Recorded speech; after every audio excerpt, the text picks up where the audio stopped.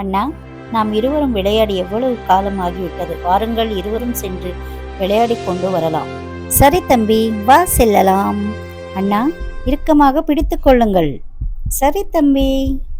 ஏய் மயிலே, வேகமாக புறப்படு. நாங்கள் இருவரும் மிகவும் உற்சாகமாக இருக்கிறோம்.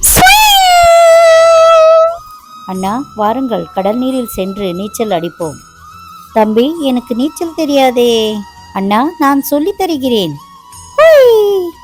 சரி சரி, இரு, நான் உனக்கு நீர் இறைக்கிறேன். அண்ணா, போதும் போதும். தம்பி, நான் உன்னை குளிப்பாட்டி வைக்கவா? சரி அண்ணா, அப்படியே ஆகட்டும். தம்பி, நீரினில் விளையாடி மிகவும் களைத்து போய்விட்டேன். சிறிது நேரம் நான் இந்த தாமரை இலையில் உறங்குகிறேன். ஆகட்டும் அண்ணா, நானும் களைத்து போய்விட்டேன். நானும் உறங்குகிறேன். மயிலே, எவ்வளவு நேரமாகியும் அண்ணா எழவே இல்லை. என்ன செய்வது?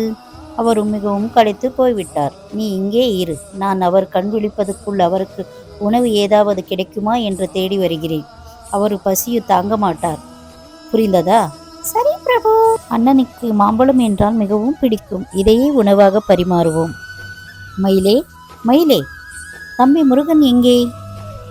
பிரபு, தங்களுக்கு உணவு தருவதாக சென்றிருக்கிறார். ஓஹோ, அப்படியா? சரி சரி. அண்ணா, தங்களுக்கு உணவு தயாராகிவிட்டது. வாருங்கள், உண்ணலாம்.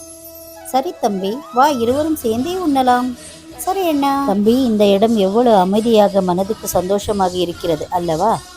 ஆமா அண்ணா. அண்ணா, வாருங்கள், மிகவும் நேரமாகிவிட்டது. அம்மையப்பன் இருவரும் நம்மை இருவரை தேடுவார்கள். சரி, வா செல்லலாம். அண்ணா, மனிதர்கள் போல ஒரே ஒரு செல்ஃபி எடுக்கலாமா?